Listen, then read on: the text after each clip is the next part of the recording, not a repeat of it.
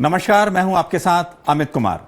देश ही नहीं, दुनिया का सबसे बड़ा स्वयंसेवी संगठन राष्ट्रीय स्वयंसेवक संघ यानी आरएसएस अपनी स्थापना के 100 साल पूरे कर चुका है।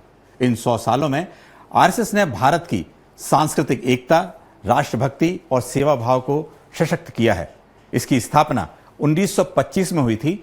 तब यह संगठन सामाजिक समरसता, शिक्षा, सेवा, स्वदेशी विचारों के प्रचार प्रसार में अग्रणी रहा है। आपदाओं में राहत कार्य हो या समाज सेवा में नैतिक मूल्यों का संवर्धन हो, आरएसएस ने हर मोर्चे पर अपना योगदान दिया है। इसके स्वयंसेवकों ने निस्वार्थ भाव से राष्ट्र निर्माण में भागीदारी निभाई है। आज 100 वर्षों के बाद यह संगठन भारतीय चेतना का मजबूत स्तंभ बन चुका है।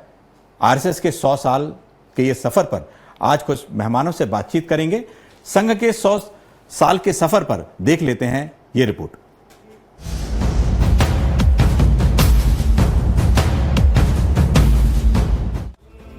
पूरे 100 साल पहले नागपुर में विजयदशमी के दिन डॉक्टर केशव बलिराम हेडगेवार ने कुछ लोगों को अपने साथ जोड़कर सामाजिक समरसता का जो पौधा रोपा था, आज वह वट वृक्ष बन गया है।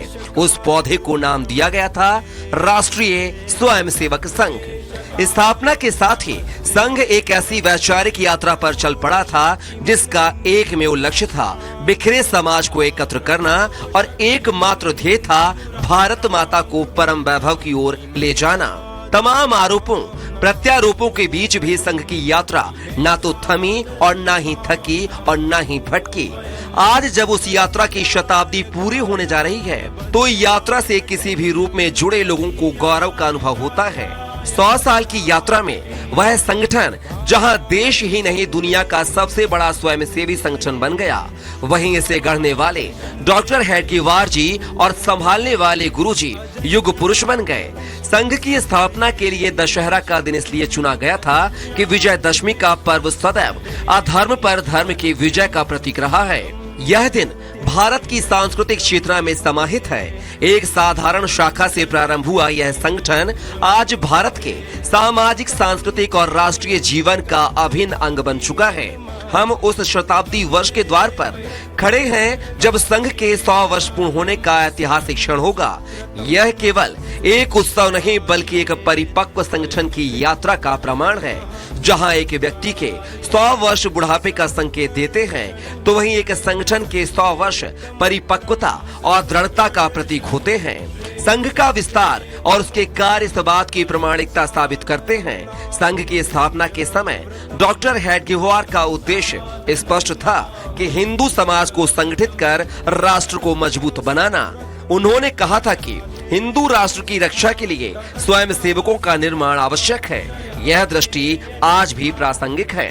डॉक्टर हेडगेवार की दृष्टि से प्रारंभ होकर गुरुजी की वैचारिक मजबूती, बाला साहेब की सामाजिक समरसता और वर्तमान नेतृत्व की समावेशी पहुंच तक संघ ने राष्ट्र निर्माण में योगदान दिया। आपातकाल में जेल यात्राएं, आपदा राहत में सेवा, शिक्षा और स्वास्थ्य में योगदान, ये सब संघ की परिपक्वता दर्शाते हैं। पिछले सरसंघ चालकों के विजयदशमी उद्बोधनों ने संघ की वैचारिक नींव रखी। द्वितीय सरसंघ चालक MS गोलवलकर गुरुजी ने 1956 के उद्बोधन में हिंदू समाज की एकता पर जोर दिया। वे कहते हैं कि हिंदू राष्ट्र की अवधारणा जाति भेद से ऊपर उठकर समग्र समाज को मजबूत बनाती है। उनके समय में संघ ने विभाजन के घावों को भरने का कार्य किया। तृतीय सरसंघ चालक बाला साहेब देवरस ने 1973 के बाद के उद्बोधनों में सामाजिक समानता को संघ का मुख्य लक्ष्य बताया।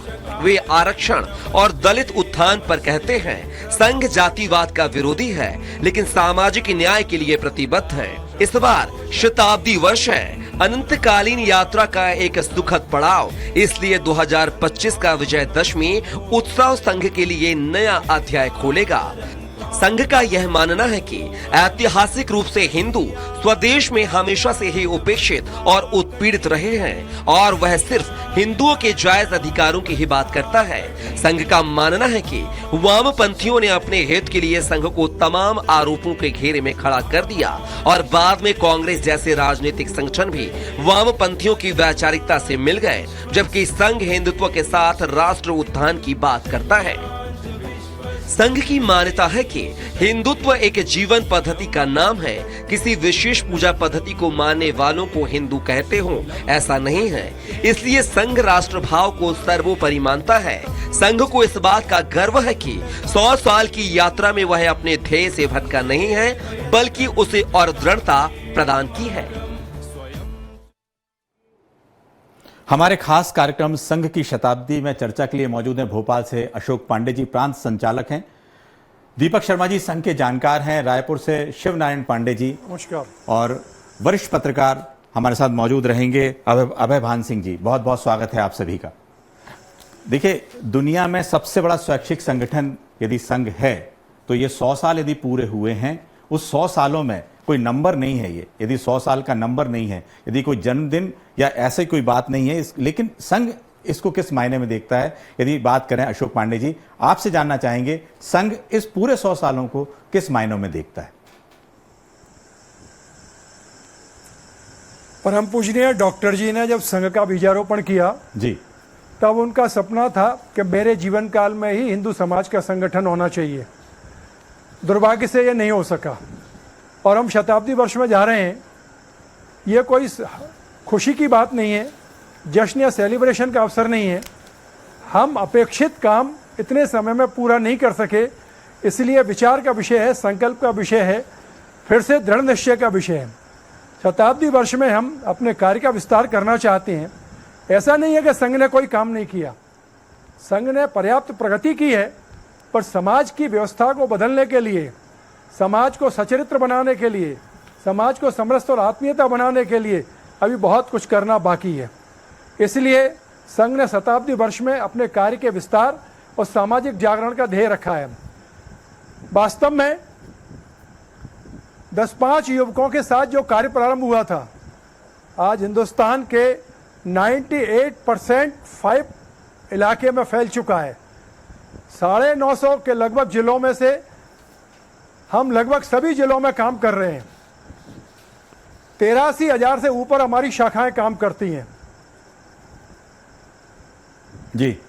तो प्रत्येक क्षेत्र में, चाहे सेवा हो, चाहे संस्कार हो, चाहे स्वास्थ्य हो, चाहे शिक्षा हो, सभी क्षेत्रों में संघ के स्वयंसेवक समर्पित भाव से, बिना किसी अपेक्षा के, बिना सम्मान की, प्रसिद्धि की अपेक्षा के लोग काम कर रहे हैं। अपना समय देते हैं, परिवार के समय से काट के देते हैं, नींद देते हैं, अपना सुख देते हैं, अपना धन देते हैं और समाज के कल्याण के लिए काम कर रहे हैं। पर 100 करोड़ की जनता है जी, 100 करोड़ हिंदू हैं, 135 करोड़ लोग मौजूद हैं। अभी भी विषमता है, वैमनस्य है, ईर्ष्या है, संघर्ष है, गरीबी है, बीमारी है, अशिक्षा है, पर्यावरण की चिंता है, जल कम हो रहा है, वायु प्रदूषित हो रही है, नदियां सूख रही हैं। इस सब पर चिंता करने की आवश्यकता है। बिल्कुल। तो संघ पंच परिवर्तन के संकल्प के साथ, पंच परिवर्तन इस प्रकार हैं: कुटुंब प्रबोधन, हमारी दुनिया की अद्भुत पद्धति हमारी परिवार परंपरा है। हजारों साल के बाद भी हमारे परिवारों में संस्कार बने रहते थे। बड़ों का सम्मान, महिलाओं का सम्मान, पति पत्नी में आत्मीयता, ये खंडित हो रही है पाश्चात्य जीवन पद्धति के कारण। तो बच्चे संस्कारित हों, परिवार में आत्मीयता हो, बड़ों का सम्मान हो, जीवन पद्धति ठीक से हो, आदर्श पत्नी हो, आदर्श पति हो, परिवारों में, मोहल्लों में संपर्क हो। आज जो हम जानवर हो गए हैं, किसी भी महिला को केवल भोग समझते हैं, वो हमारी मातृशक्ति है, हमारी बहन माता भी हो सकती है। इस प्रकार कुटुंब प्रबोधन के माध्यम से संस्कार देना, पर्यावरण की चिंता करना, जल का बचत करना, जल स्रोतों का संरक्षण करना, बिल्कुल, प्लास्टिक, सिंगल यूज प्लास्टिक से समाज को फ्री करना, और जन्म के आधार पर जो हमारे माथे पर कलंक है छूत अछूत का, हमने मनुष्यों में अपने को छोटा मान लिया है, उनके साथ अमानवीय व्यवहार किया, जबकि ये हिंदू संस्कृति का, ये आर्य संस्कृति का, ये वैदिक संस्कृति का अंग नहीं है। बिल्कुल। हम एक परमात्मा को मानते हैं, सभी उसी परमात्मा के पुत्र आपने हैं। लगातार बताया कि पूरी सृष्टि में उसी परमात्मा का वास है। जी बिल्कुल, आपने पंच मंत्र भी बताए और आपने एक बहुत महत्वपूर्ण बात ये कही कि 100 साल जो है उपलब्धि तो है, लेकिन उपलब्धि को इस तरह नहीं, बहुत काम बाकी है। बिल्कुल। इसमें दीपक जी आपने लगातार सुना भी, उन्होंने एक बात कही है, उल्लास है, हर्ष है, 100 साल कितने कटीले कांटों के बीच ये 100 साल गुजरे होंगे, ये डॉक्टर साहब जरूर, हेडगेवार जी ने जैसे शुरुआत की 5-10 लोगों से शुरुआत करके आज 60,000 शाखाएं हो गई हैं। दीपक जी, आपको लगता है कि पिछले, यदि इसको इस तरीके से बांट के देखा जाए कि नागपुर, पूरा मध्य भारत, उसमें किस तरह से शाखाएं जो हैं बढ़ी हैं, किस तरह से शाखाओं ने अपना काम किया है और कैसे काम होते रहा है ये? दीपक जी, हम मध्य प्रदेश को यदि देखते हैं तो हमारी स्वाधीनता के समय ये सेंट्रल प्रोविंस का हिस्सा था और नागपुर उसका निश्चित रूप से केंद्र था। तो पूरे देश में, दुनिया में यदि कहीं पहली कोई शाखा लगी तो वो इसी क्षेत्र में लगी, नागपुर में उसका वो हुआ। उस समय 27 सितंबर 1925 ये दिन था, विजयादशमी थी। और तब से लेकर अभी तक की जो यात्रा है, न केवल मध्य भारत या मध्य प्रदेश, देश के भिन्न भिन्न क्षेत्रों में संघ का विस्तार हुआ। डॉक्टर हेडगेवार जी का जो कालखंड था वो उनको बहुत कम समय मिला। 1925 में संघ की स्थापना हुई और 1940 में वे हमको छोड़ के चले गए। 15 वर्षों का समय उनके पास मिला, पर उसमें उन्होंने 2-3 बातें बहुत स्पष्ट रूप से कर दी जो अपरिवर्तनीय हैं। और वह अपरिवर्तनीय, उसके 2 हिस्से मुझे व्यक्तिगत रूप से दिखते हैं। एक है संघ की विचारधारा, वह तब से अभी तक उसमें कोई परिवर्तन नहीं हुआ है। दूसरा है संघ की गतिविधियां, और वो जो गतिविधियां हैं उनका विस्तार जो है वो नित्य नूतन और परिवर्तन के साथ वो बढ़ती जा रही हैं। न केवल राष्ट्रीय स्वयंसेवक संघ, आपने कहा कि वो दुनिया का सबसे बड़ा संगठन बन गया है, न केवल वो, संघ से निकले हुए जो स्वयंसेवक हैं उन्होंने अन्य अन्य क्षेत्रों में जाके संगठन खड़े करे। वो संगठनों का भी विस्तार जो है वो अंतर्राष्ट्रीय स्तर पर वो पहले नंबर पर हैं। राजनीतिक क्षेत्र में जो पार्टी काम कर रही है वो दुनिया की सबसे बड़ी सदस्यता वाली पार्टी है। जो विद्या के क्षेत्र में काम कर रही है, विद्या भारती, वो सर्वाधिक विद्यालय चलाने वाली एक संस्था है। मजदूर संघ तो इतना प्रभावी हो गया है कि और तो सौभाग्य से आपने जो कि मध्य भारत की बात करी, वो उसकी स्थापना का स्थान ही भोपाल है। तो मजदूर संघ का स्थापना ठेंगड़ी जी ने यहाँ पर करी। तो ये पूरी रचना जो है उसमें अनेक संगठन बने और वो आज अपने अपने स्थानों पर वो सर्वोत्तम स्थान पर हैं, सर्वश्रेष्ठ स्थान पर हैं, और वो पूरे मानव जीवन के क्षेत्र को प्रभावित करने वाली विचारधारा को लेके चल रहे हैं। और साथ में जो उसका विस्तार है, भौगोलिक विस्तार है, संख्यात्मक विस्तार है, गुणात्मक विस्तार है, वो अपने श्रेष्ठतम उसमें है। पर निश्चित रूप से समाज के सामने जो चुनौतियां 1925 में थीं, स्वाधीनता से पहले थीं, उस समय उस प्रकार के काम करे गए, और आज की चुनौतियां अलग प्रकार की हैं, आज के अवसर अलग प्रकार के हैं। तो संघ ने उन सब को आज के हिसाब से बनाने के लिए, जैसा प्रांत संघ चालक जी ने बताया, कि पंच परिवर्तन का एक संकल्प लिया है। और वो पंच परिवर्तन मुझे लगता है कि आने वाले एक 25-30 साल में पूरे, ना केवल भारत की, बाकी पूरी दुनिया की को एक अलग मार्गदर्शन देने की क्षमता रखता है। अलग मार्गदर्शन भी मिलेगा। और आपने कहा कि बीजेपी भी एक सबसे बड़ी एक पार्टी के रूप में है, जो दुनिया की सबसे ज़्यादा कार्यकर्ता हैं, सबसे ज़्यादा एक बड़ी पार्टी के रूप में है। शिवनारायण जी, एक सवाल ये है कि आप लगातार, ये कहा जाए कि बीजेपी को आरएसएस जो संरक्षक रूप में माना जाता है, कि आरएसएस जो है संरक्षक का एक काम करती है, उनके विचारों से कहें या उनके जो लोग तो ये तक कहते हैं कुछ एजेंडे भी जो होते हैं, या चाहे उन्होंने जो गिना है शिक्षा का हो या बाकी चीज़ें भी हो या स्वदेशी का हो, बहुत सारी ऐसी बातें होती हैं जो आज भी देखने को मिल रहा है। आपको लगता है कि कितना आधार उस पूरी ये कहा जाए कि उनकी उस सोच का, उसका संरक्षक का फायदा मिलता है?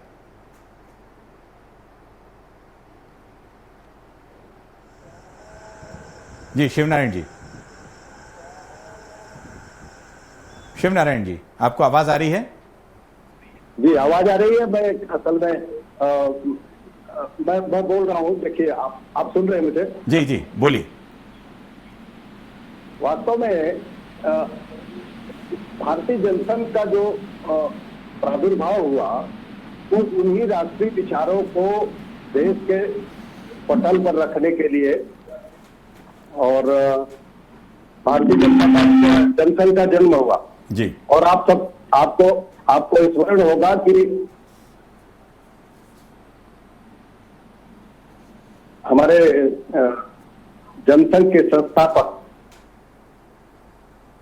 थोड़ा इको हो रहा है जी, आप अपनी बात रखिए जी।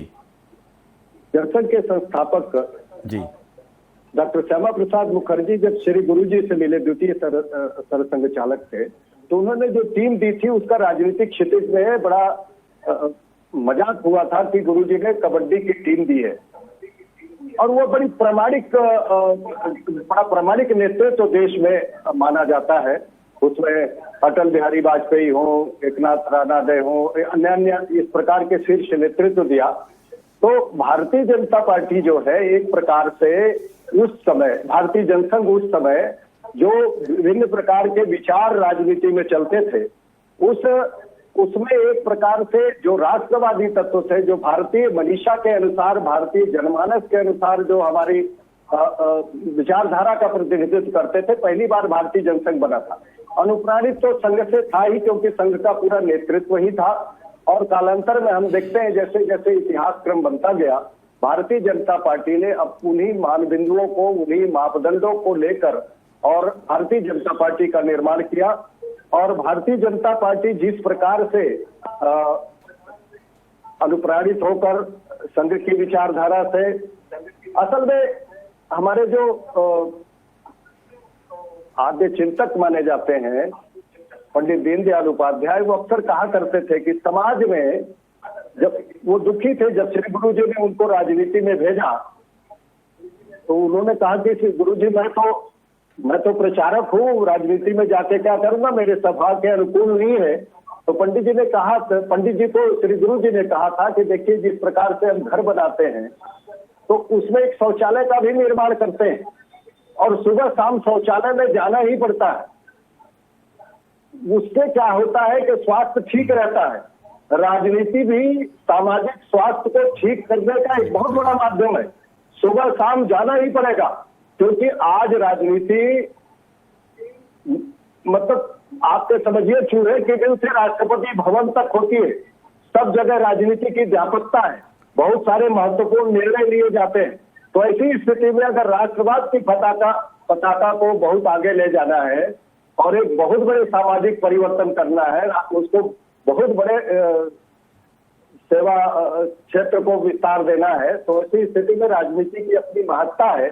बिल्कुल बिल्कुल श्रीनारायण जी, बिल्कुल आपने कहा कि राजनीति की जिस तरह से महत्ता है और जो एक आपको संरक्षण मिला है, बिल्कुल। अजय जी हमारे साथ जुड़े हुए हैं। अजय जी, ये जानना चाहते हैं कि छत्तीसगढ़ की यदि बात करें, जिस तरह से जैसे नागपुर से शुरुआत हुई यदि शाखाओं का, यदि छत्तीसगढ़ की बात करें तो संघ ने जिस तरीके से वहां काम किया है, आदिवासी वनांचलों में काम किया है, आपको लगता है कि उसका फायदा भी कहीं ना कहीं सत्ता में जब वहां लाने में मिलता है? बिल्कुल। और किस तरह से बिल्कुल काम हुआ है आज यदि देखा जाए तो, आज की स्थिति 25 साल में देखा जाए जितना काम वहां हुआ है, नक्सलियों की समस्या से लेकर आज जिस तरह से वहां पर खत्म की जा रही है, आदिवासियों को मुख्य धारा में जोड़ा जा रहा है, लगता है कि कहीं ना कहीं संघ के उन कार्यकर्ताओं ने, उन लोगों ने वहां जाके ऐसा काम किया था?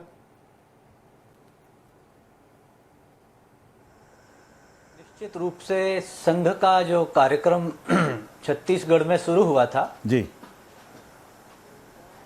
हेलो जी जी हाँ जी, जो संघ का कार्यक्रम छत्तीसगढ़ में शुरू हुआ था, उसका जो बुनियादी जो मुद्दा था वो था आदिवासी अंचलों में बढ़ता हुआ धर्मांतरण और वनवासी कल्याण आश्रम के माध्यम से 60s के दशक में और उधर बस्तर में और सरगुजा में और जसपुर में ये कार्यक्रम शुरू किया गया था।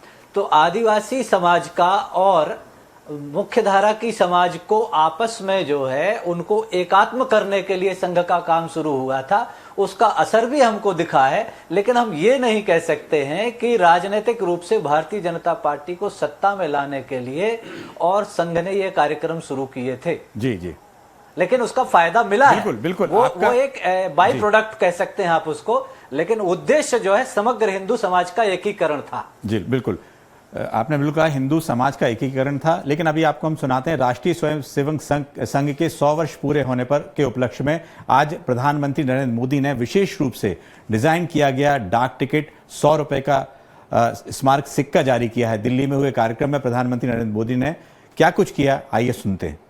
की 100 वर्ष की इस गौरवमयी यात्रा की स्मृति में आज भारत सरकार ने विशेष डाक टिकट और स्मृति सिक्के जारी किए हैं।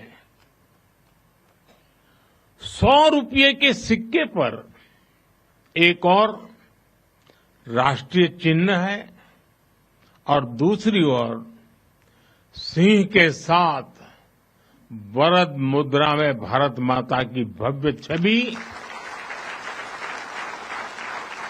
और समर्पण भाव से उसे नमन करते स्वयंसेवक दिखाई देते हैं।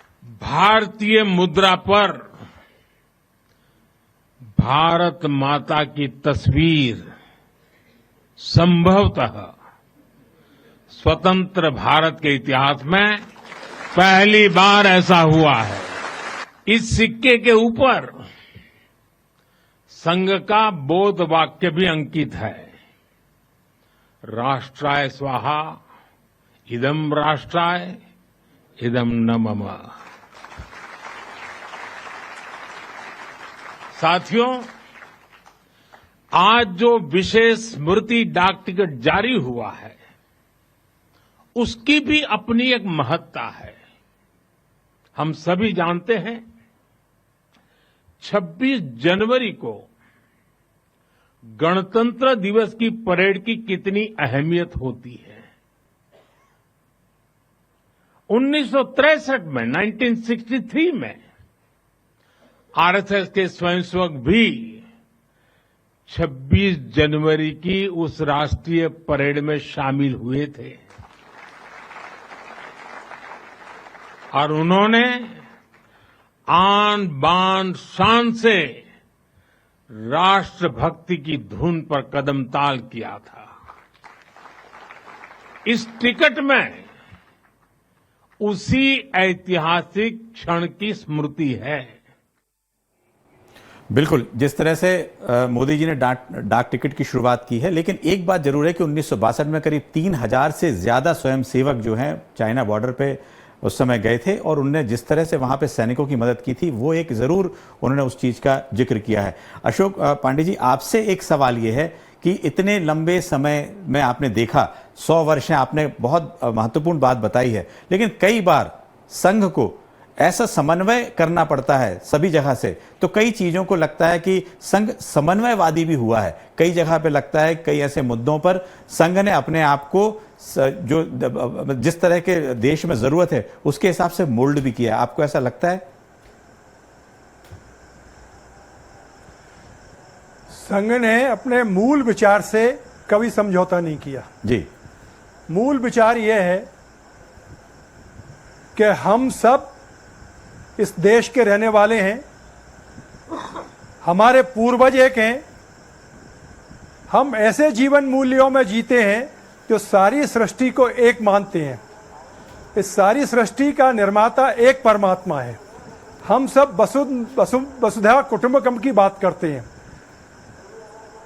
और ऐसा विचार रखने वाले ही हिंदू हैं। इस हिंदुत्व से, हिंदू राष्ट्र से हमने कभी समझौता नहीं किया। इस समाज को संगठित करके चरित्रवान बना के देश के गौरव को बढ़ाना और विश्व में अपनी प्रतिष्ठापूर्ण स्थिति को वापस प्राप्त करना, इस ध्येय से कभी समझौता नहीं किया। बाकी परिस्थिति के अनुकूल, आवश्यकताओं के अनुकूल हमने अनेक परिवर्तन किए हैं। अपने गणवेश में परिवर्तन किया, नेकर के स्थान पर पैंट लाए, लॉन्ग बूट के स्थान पर कैनवास के जूते भी लाए, चमड़े के बेल्ट के स्थान पर कपड़े का बेल्ट लाए।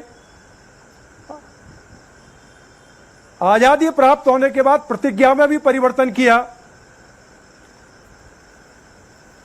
आचार पद्धति में भी परिवर्तन किया। ऐसे अनेक परिवर्तन हमने लगातार किए हैं। बिल्कुल, ये परिवर्तन परिस्थिति के अनुसार नहीं है, बल्कि संघ के मूल में बीज रूप में थे। माननीय दत्तोपंत जी ने कहा यह प्रोग्रेसिव अनफोल्डमेंट है। मूल में था, समय के हिसाब से हम परिवर्तन करते रह गए। बाह्य स्वरूप में परिवर्तन हुआ, मूल विचार पर अभी भी अडिग हैं। बिल्कुल, आपने कहा कि आपका जो मूल विचार है बिल्कुल अडिग है उस पर, लेकिन एक कई बार क्या है, जो विरोधी हैं या दूसरे कांग्रेस के नेता हैं या बाकी जो दूसरे लोग हैं इस पर कई बार आरोप लगाते रहते हैं कि भाई बहुत बड़ा ऑडिट नहीं होता है। दीपक जी, इस पे आप जरूर ध्यान करिए कि पुरानी कई ऐसी बातें होती हैं जिसका मुद्दा उठाते, तिरंगा को लेकर कई आरोप लगाते हैं। ऐसे समय पे आज जब 100 साल हो गए हैं, ऐसे समय पे क्या जवाब दिया जाएगा इसका? मुझे लगता है कि चूंकि ये शताब्दी का दिन है, शताब्दी का वर्ष है, इस प्रकार की किसी भी वाद विवाद में संघ तो पड़ना नहीं चाहता है। जब 1963 का स्वयं आपने अभी आपके चैनल पे दिखाया, प्रधानमंत्री जी ने कहा कि संघ के स्वयंसेवकों ने संघ की गणवेश में दिल्ली के जनपथ पर इंडिया गेट के सामने परेड में हिस्सा लिया। उस समय तिरंगा था ना, तो किसके लिए करा? और उस समय कोई देश के प्रधानमंत्री कोई जनसंघ के या भाजपा के या किसी और के नहीं थे ना, वो कांग्रेस के जो पूज्य पुरुष हैं, नेहरू जी उस समय थे। तो ये सब चीजें वो जो लोग भी करते हैं वो अज्ञानता से करते हैं। आज का समय तो 100 वर्षों की जो यात्रा है उसमें क्या क्या प्राप्त हुआ है और क्या क्या देश को उपलब्धि हुई और क्या दुनिया को देने का एक माध्यम बना संघ, उसका मुझे लगता है उत्सव का अवसर है। और संघ अपनी उस अवस्था में है कि नए संकल्प ले, नई चुनौतियां जो आ रही हैं उनको किस प्रकार से हल करना है, उनके संकल्प ले। और यही मुझे लगता है कि इस अवसर पर है। वाद विवाद तो कुछ चीजों का टीपा टिप्पणी करने का एक राजनीतिक आधार होता है, वो सब करते ही हैं, रोज करेंगे। और उसमें ज्यादातर अज्ञान है। संघ को समझना है तो शाखा में आए। संघ का द्वार, संघ के घर, संघ के परिवार, संघ के विचार सबके लिए खुले हैं।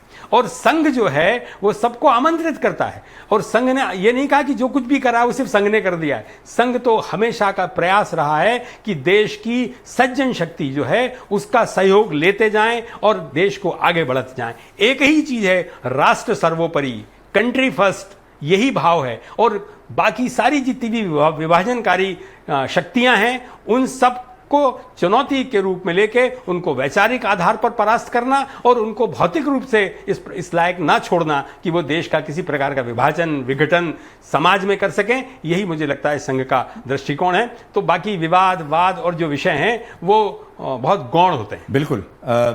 शिवनारायण जी, एक सवाल यह है, लगातार आज का दिन जो है या ये कहा जाए कि ये शताब्दी वर्ष जो है, लगातार इस तरह जो संघ ने जो आगे काम किया है, जो और करने वाली है, उस पर भी बात होना चाहिए। लेकिन एक महत्वपूर्ण बात यह है कि लगातार ये देखने में आया है कि उन्होंने गणवेश को बदला है, बहुत सारी चीज़ें बदलाव किए हैं। अशोक जी भी कह रहे थे कि बहुत सारे ऐसे बदलाव समय अनुसार जो ज़रूरत है उन्होंने किए हैं। लगता है कि आज बीजेपी में जिस तरह से युवा जुड़ रहे हैं उनका एक लगाव संघ के प्रति भी होता है। आपको लगता है कि आज के इस दौर में या युवाओं को किस तरह से और उनके बदल रहे हैं, किस तरह से युवाओं की चाहत कहेंगे इसको कि आरएसएस से जुड़ना है, शाखाओं में जाना है, उस अनुशासन में रहना है, लगता है ऐसा आपको?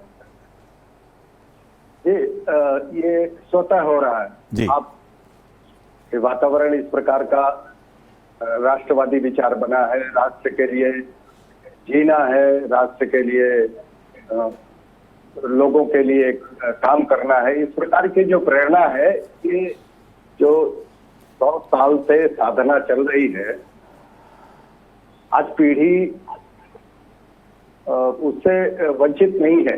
बल्कि आप देखिए कि विश्वविद्यालयों में, कॉलेजों में, शैक्षिक परिसरों में और सिर्फ पुरुषों में नहीं बल्कि महिलाओं में, हमारी जो बहनें हैं स्कूल कॉलेज में जो पढ़ती हैं, उनके बीच में भी संघ का विचार बहुत तेजी से गया।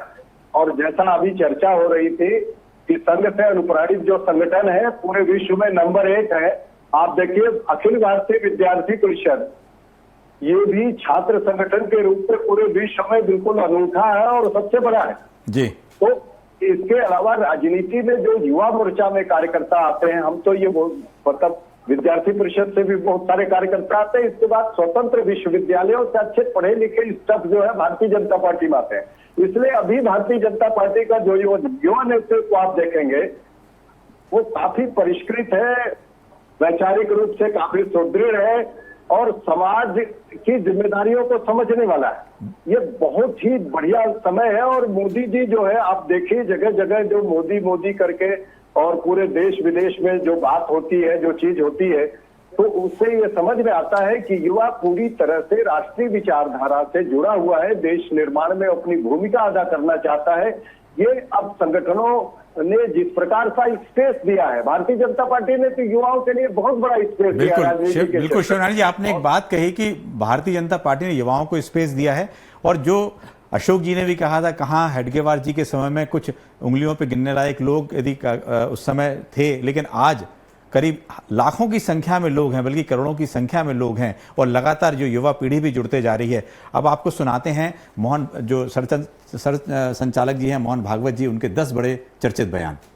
मोहन भागवत के 10 बड़े चर्चित बयान। राम मंदिर के साथ हिंदुओं की श्रद्धा है, लेकिन राम मंदिर निर्माण के बाद कुछ लोगों को लगता है कि वो नई जगहों पर इसी तरह के मुद्दों को उठाकर हिंदुओं का नेता बन सकते हैं, ये स्वीकार्य नहीं है। जो मर्यादा का पालन करते हुए काम करता है, गर्व करता है, लेकिन अहंकार नहीं करता, वही सही अर्थों में सेवक कहलाने का अधिकारी है।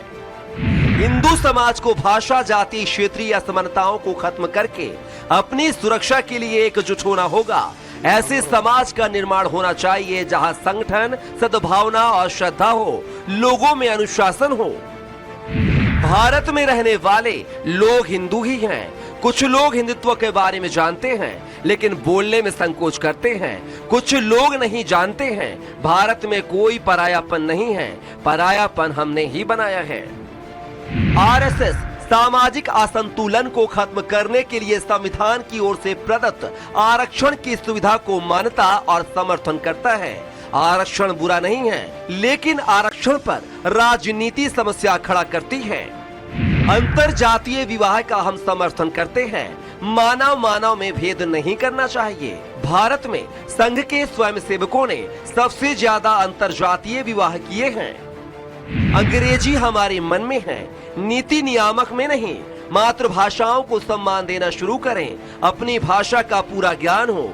किसी भाषा से शत्रुता नहीं करनी चाहिए। 20 से 25 साल में भारत अखंड भारत बन जाएगा, लेकिन हम कोशिश करेंगे तो 15 साल में भी ऐसा हो सकता है। मुस्लिमों के लिए भी संघ के दरवाजे खुले हुए हैं। मुस्लिम भी संघ में आ सकते हैं, लेकिन उनके लिए एक शर्त यह है कि उन्हें भगवा का सम्मान करना होगा, साथ ही उन्हें भारत माता की जय बोलना होगा। मैं कब तक संघ प्रमुख रहूंगा, ये मैं तय करूंगा, और मैं ही अगला प्रमुख तय करूंगा। बिल्कुल, जिस तरह से अभी आपने सुने कि 10 जो बयान थे, चर्चित बयान थे, उनको आपने सुना, लेकिन एक महत्वपूर्ण बात यह भी है कि लगातार 100 साल में यदि संघ की एक यात्रा देखी किस तरह से हुआ, लेकिन राष्ट्र सर्वोपरि है और नागरिक के प्रति का जो बोध होना चाहिए, और जो पर्यावरण है, इस तरह के 5 मंत्र भी आपने अशोक जी ने बताया कि इस तरह से संघ काम करता है। लेकिन आज जिस तरह से अशोक जी आपने कहा कि ये जो समय है, ये उनको और है कि आगे और क्या मानदंड है, उनको क्या और तय करने चाहिए, या आगे हमें और 25 सालों में क्या करना है। जिस तरह से विकसित भारत की एक बात हो रही है, उसको लेकर एक नए किस तरह की बात आपके मन में है कि आखिर आगे के 25 सालों में और क्या होना चाहिए ऐसा? अगले 25 सालों में संघ को शताब्दी वर्ष में ही हम गांव-गांव पहुंचाने का विचार रखते हैं जी। हमने 5-6 बड़े कार्यक्रम तय किए हुए हैं। विजयादशमी के दिन से लेकर तहसील स्तर तक, ब्लॉक स्तर तक, मंडल स्तर तक गणवेश में पथ संचलन होंगे। जी। राम जन्मभूमि के लिए, राम मंदिर के लिए हम समर्पण राशि लेने के लिए लगभग 12.5 करोड़ परिवारों में गए थे। 5,97,000 गांव में गए थे और अक्षत वितरण के लिए भी लगभग इतना ही संपर्क किया था। शताब्दी वर्ष में हम सघन संपर्क उसी प्रकार फिर करने वाले हैं। बिल्कुल। समाज अपने अस्तित्व के प्रति, अपने गौरव के प्रति, अपने दायित्व के प्रति जागृत हो, आत्मीयता समरसता से परिपूर्ण हो, कर्तव्यों के प्रति समर्पित हो, राष्ट्रभाव जागृत हो, इसके लिए घर घर हमारी टोलियां जाएंगी। सभी जाति प्रमुखों को बुलाकर सद्भावना बैठक होंगी। सभी बुराइयां दूर हों। देश के सभी महापुरुष सभी जातियों के हैं, इसलिए सभी के उत्सव में सबको सम्मिलित होना चाहिए, सभी के महापुरुषों को सबको सम्मान करना चाहिए। जी जी अशोक जी, आपने जिस तरह से बताया कि सामान्य लगातार बुराइयां, बिल्कुल आपने लगातार जो बताया भी कि किस तरह से आपके जो आगे के 1 साल के काम हैं वो होंगे, लेकिन एक दीपक जी, जो संघ का एक मंत्र है, जो अभी बातचीत चल रही थी लगातार, हमारे देश को कितना और फायदा हो सकता है, चाहे विकसित भारत बनने में हो या लोगों को जोड़ने में हो, या कैसे होगा, मतलब कैसे कितना फायदा और हो सकता है? कैसे होगा तो उसके पंच परिवर्तन के जो सूत्र बताए उसको आज प्रधानमंत्री जी ने भी उद्धृत किया है, वो तो उसका ठोस आधार है और संघ ने उसका एक बड़ा अच्छा रोड मैप दिया है। आपके चैनल का स्वयं का नाम है स्वराज, तो वही स्वबोध के जितने भी आयाम हो सकते हैं, वो चाहे भाषा में हो, भूषा में हो, वो शिक्षा में हो, वो हमारी उत्पादन में हो, वो स्वदेशी की भावना में हो, वो सारे स्व का एक जागरण पूरे समाज में करना, संघ ने उसका एक पूरा रोड मैप बनाया है। आत्मनिर्भर भारत जिस प्रकार से अभी आप पूछ रहे हैं, उसमें वो एक आवश्यकता है। जिस प्रकार से जियोपॉलिटिकल सिचुएशन बदल रही हैं, उसमें हर देश को अपने खुद के आत्मनिर्भर होना आवश्यक है, और मुझे लगता है कि ये संघ ने बिल्कुल सामूहिक रूप से इन सारे विषयों को लिया है। कुटुंब प्रबोधन की जो बात कर रहे हैं, वो अशोक जी ने उसको बहुत अच्छे से बताया है कि ये एक ऐसी संरचना है, एक परंपरा से चली आ रही है, जो सारे नैतिक मूल्यों को परिवार में, परिवार से समाज में, समाज से राष्ट्र में ले जाती है, और उनका रक्षण करना बहुत आवश्यक है। उनको जो विदेशी संस्कृतियों से प्रभाव पड़ा है, उसको रोकने का आधार दिखता है। पर्यावरण का विषय इतना गंभीर विषय है, वो कोई अकेला भारत सर्वोपरि, राष्ट्र सर्वोपरि का विषय नहीं है, वो मानवता के कल्याण का विषय दिखता है। और अब आने वाले समय में संघ ने जो कुछ अपने हाथ में लिया है, वो राष्ट्र सर्वोपरि के साथ साथ एक मानव का कल्याण, एक विश्व का कल्याण, और इस दर्शन में वो सारा छुपा है। प्रधानमंत्री जी ने आज एक बहुत बड़ा महावाक्य बोला है, मुझे उससे बहुत स्पंदन हुआ उसको सुन के, कि संघ का जो जन्म हुआ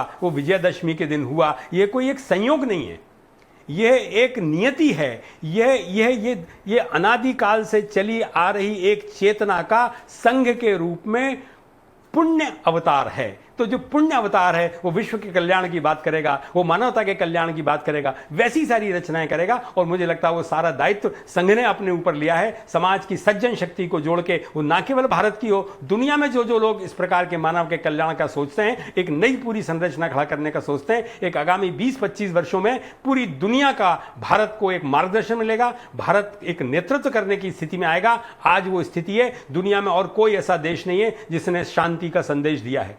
आवश्यकता है हम हमारे समाज को मजबूत करें, यहां के विघटनकारी चीजों को रोकें, और दुनिया के सामने एक अच्छा मंत्र दें। सरसंघ चालक जी ने बहुत अच्छा कहा, हमारे द्वार सबके लिए खुले, एक ही चीज है, भारत माता की जय, भारत माता की जय, भारत माता की। सबके लिए द्वार खुले हैं और भारत माता की जय, जिस तरह आपने कहा। और बाकी एक विकसित भारत का जो आप रोड मैप आपने बताया, कैसे संघ की विचारधारा या संघ का एक जो खुलेपन से उन्होंने सबके लिए एक बात कही है। घनश्याम जी, आपका स्वागत है बहुत बहुत। लेकिन एक सवाल यह है कि एक मांग लगातार उठती रही है, हिंदू राष्ट्र की मांग, क्योंकि लगातार अब चाहे इसमें संत हों, चाहे बीजेपी के बड़े नेता हों, एक हिंदू राष्ट्र की मांग कहीं कहीं से आती रही है। आपको लगता है जिस तरह से एक रोड मैप बन रहा है, आपके इस पे क्या विचार हैं?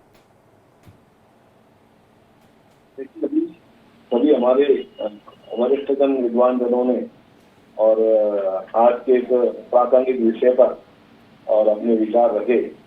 वास्तव में राष्ट्रीय स्वयंसेवक संघ और जिस प्रकार का प्रादुर्भाव हुआ, डॉक्टर हेडगेवार जी ने, हम सब अभी सुन रहे थे कि कैसे 5-7 स्वयंसेवकों के साथ मोदी के साथ के बारे में नागपुर के परिसर में उन्होंने प्रारंभ किया। आज वो विश्व का सबसे बड़ा स्वयंसेवी संगठन है। मैं समझता हूँ हम जिस लक्ष्य को लेकर, जिस उद्देश्य को लेकर के कार्य कर रहा है संघ, उसमें वो फलीभूत हुआ है।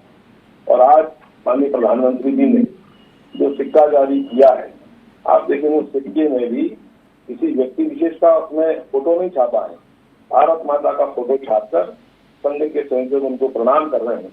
इस भाव का चित्र मैं समझता हूँ एक संस्कार देने वाला है।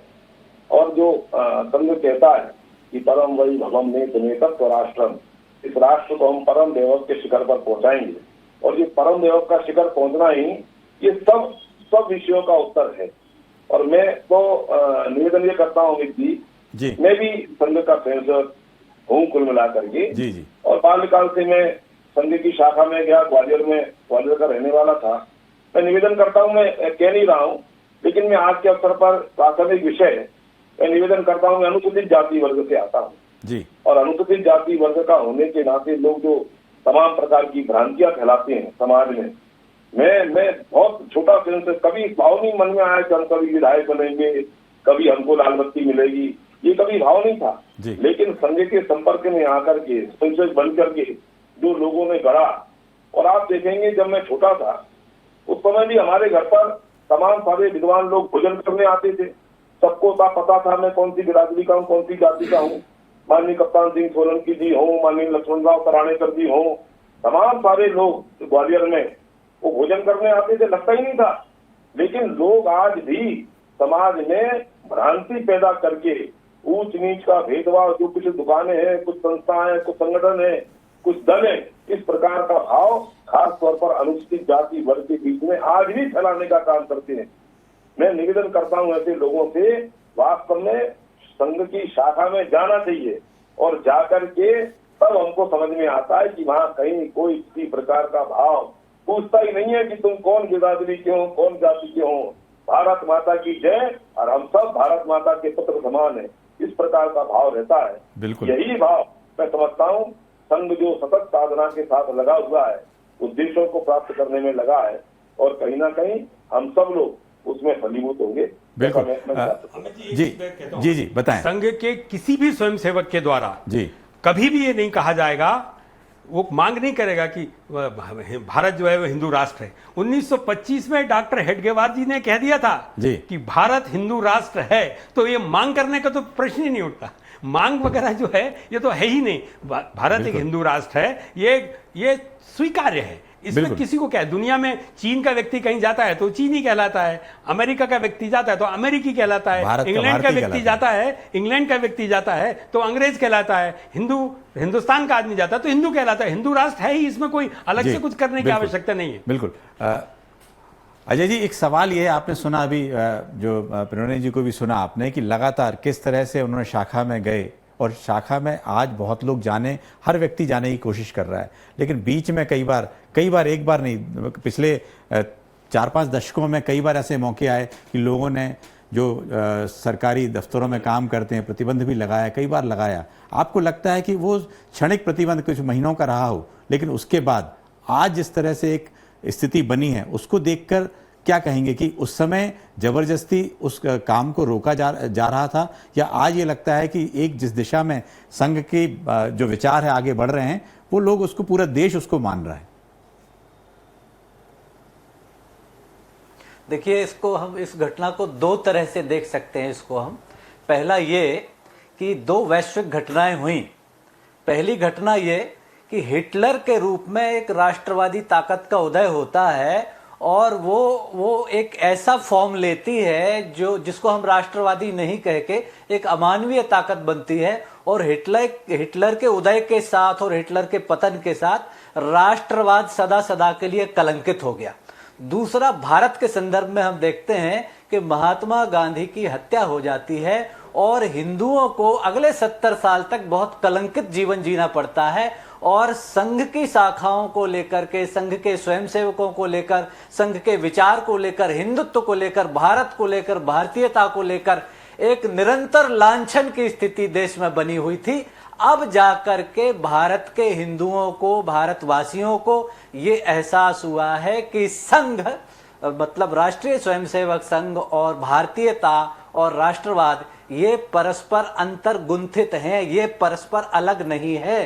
संघ ने देश की, समाज के हर तबके की, हर सेक्शन की, हर विधा की जितनी सेवा की है उतना दुनिया के किसी और संगठन ने नहीं की है। लेकिन ये जो हम अभी तक राजनीतिक मार्क्सवाद से और माओवाद से लड़ते रहे, लेकिन 70 के दशक के बाद इस देश में जो ग्रामसी का जो सांस्कृतिक राष्ट्रवाद था वो चुपके से हमारी एकेडमिक संस्थाओं में, हमारे सांस्कृतिक स्फीयर में, हमारे आपके राजनीतिक संस्थाओं में उसका पेनिट्रेशन हो गया, जुडिशरी में, मीडिया में, और हमको फिल्मों के माध्यम से, अखबारों के माध्यम से ये पढ़ाया जाने लगा कि भारत का जो कुछ है, भारतीयता का जितना है, हिंदू जितना शब्द है, हमारी पुरातन परंपरा जितनी है, वो सब लांछित है, अवांछित है। तो हम उस आत्मग्लानि के बोध से अब बाहर निकल रहे हैं और उन शक्तियों की निरंतर वैश्विक फलक पर पराजय हो रही है जिन्होंने राष्ट्रवाद का और राष्ट्रीय चेतनाओं का दमन किया था। मैं समझता हूं कि अब हिंदुत्व का और तमाम दमित राष्ट्रीयताओं का उदय हो रहा है। बिल्कुल, आपने बिल्कुल सही बात कही है कि किस तरह से पिछले, खास तौर से कहा जाए कि पहले यदि संघ के उस कार्यकाल के 100 साल के 50 वर्ष और आगे के बाकी के 50 वर्ष को देखा जाए तो संघ ने जितनी तेजी से, उस समय बहुत मुश्किलें थीं, लेकिन अब जिस तरह से तेजी से काम हुआ है, बहुत सारी ऐसी बातें हैं जो लगातार अब सामने आ रही हैं। राष्ट्रीय स्वयंसेवक संघ के 100 वर्ष पूरे होने पर मुख्यमंत्री डॉक्टर मोहन यादव ने भी शुभकामनाएं दी हैं। जरा सुनते हैं।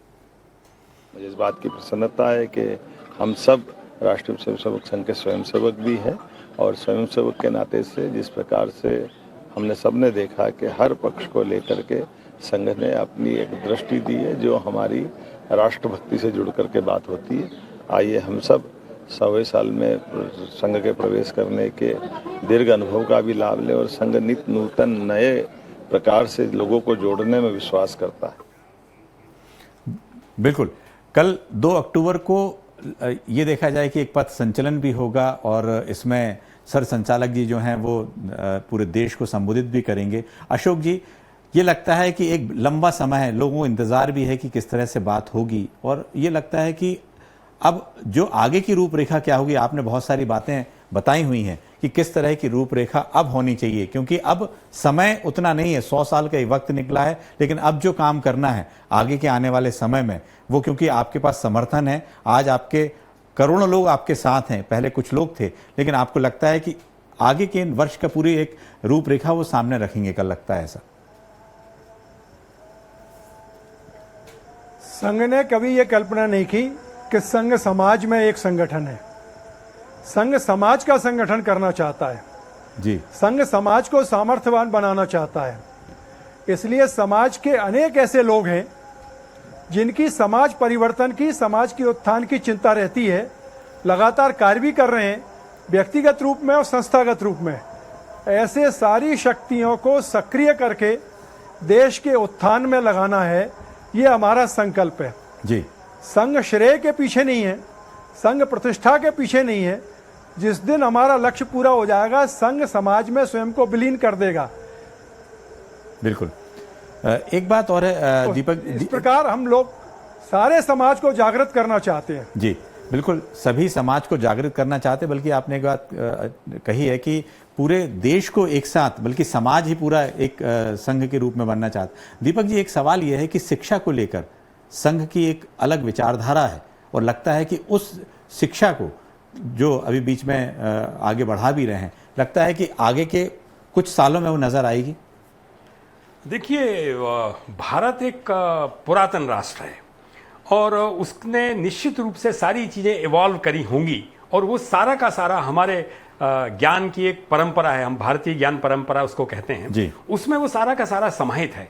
दुर्भाग्य से 1947 के बाद जो भारत का निर्माण करना था, जो पीढ़ी को पढ़ाना था, वो जिन जिन परिस्थितियों के कारण हो गया, वामपंथियों के कारण हो गया, शिक्षा किसी और को ठेके पे दे दी गई, उस सब के कारण जो पूरी रचना बनी, वो उसने भारत को भारत का स्वरूप नहीं दिया। और वो आप यदि सारा रिकॉर्ड देखते हैं, मैकाले की शिक्षा पद्धति वगैरह, वो लंबे समय तक चलती रही। आज उसकी जो आवश्यकता है वो एक नए स्वरूप में, नई शिक्षा नीति के रूप में आई। और ये जो भारतीय ज्ञान परंपरा है, इंडियन नॉलेज सिस्टम जिसको भारत सरकार ने लिया है, उस सब से, उन सारी रचनाओं में भारत की खुद की ज्ञान की जो परंपरा थी, उस सब का समावेश हो रहा है। और निश्चित रूप से जब इतना पुराना राष्ट्र है, उसकी अपनी रचनाएं थी, उसके अपने सारे थे, उनको युगानुकूल तरीके से कैसे परिवर्तित किया जाए, उसका सबका किस प्रकार से, क्योंकि भारत ने कभी भी छोटा नहीं सोचा।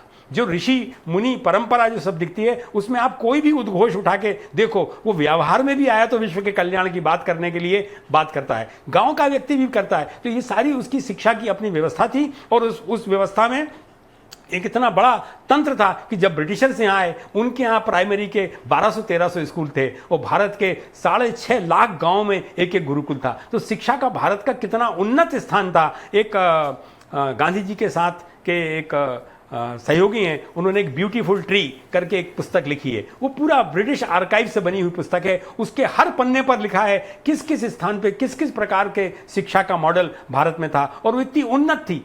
तो ये जो सारी रचनाएं हैं, ये आज नए परिवेश में शिक्षा संस्थानों में, शिक्षा के पाठ्यक्रमों में इनका समावेश हो रहा है। उसका युगानुकूल परिवर्तन करने का विचार है और उसके दृष्टि से जो नई पीढ़ी निकल के आएगी वो निश्चित रूप से आज अपने आप को उस पूरी सांस्कृतिक परंपरा से, उस ज्ञान की परंपरा से अपने आप को जोड़ के एक नए विश्व की रचना में अपनी भूमिका देगी। उससे एक गर्व का उसको अनुभूति होगी कि भारत वास्तव में क्या था। और वो अकेला शिक्षा के क्षेत्र में नहीं था, व्यापार के क्षेत्र में, उद्योग के क्षेत्र में, सब में भारत की एक अपनी एक पहचान थी, अपनी उत्कृष्टता थी और वो सारा दुनिया के लोग तो उसको जानते हैं। बहुत सारी किताबें उस पर अभी नए लेखकों ने लिखी हैं और वो सारा का सारा इस टेक्नोलॉजी के माध्यम से, नए मीडिया के माध्यम से, नए तरीके से, इंटरनेट के माध्यम से आज सारा का सारा उपलब्ध है और उस सब के कारण एक बड़ा आकर्षण बना है युवाओं में। इसीलिए वो संघ की तरफ आकर्षित हो रहा है, इसीलिए वो जो सत्ता का प्रतिष्ठान है उससे भी ये अपेक्षा कर रहा है कि भारत को इन मूल्यों के आधार पर एक नई संरचना खड़ी करना चाहिए। मुझे लगता है कि ये सकारात्मक परिवर्तन हम सबको एक नई दिशा देगा। बिल्कुल, भारतीय ज्ञान परंपरा को जिस तरह से शिक्षा में जोड़ा गया आपने बताया, उसके जो परिणाम देखने को मिलेंगे कुछ समय बाद जरूर है कि हमारी जो प्राचीन जिस तरह से हम लोगों ने काम किया है वो आगे वाली आने वाली पीढ़ी भी उसको जरूर देखेगी। घनश्याम जी, आखिरी कुछ समय बचा है, आप चूंकि बाद में जुड़े थे, कुछ एक सवाल और है कि चूंकि आप संघ के भी करीबी रहे हैं, आप चूंकि बताया कि आप शाखा में जाते थे और आप पार्टी में भी रहे हैं, लगता है कि क्या कुछ ऐसी चीज आगे आने वाले समय में जो विधायक हैं, जो जनप्रतिनिधि हैं, उनको वो चीजें और जाननी चाहिए, सीखनी चाहिए जो आज संघ जिस चीज को दिशा दे रहा है?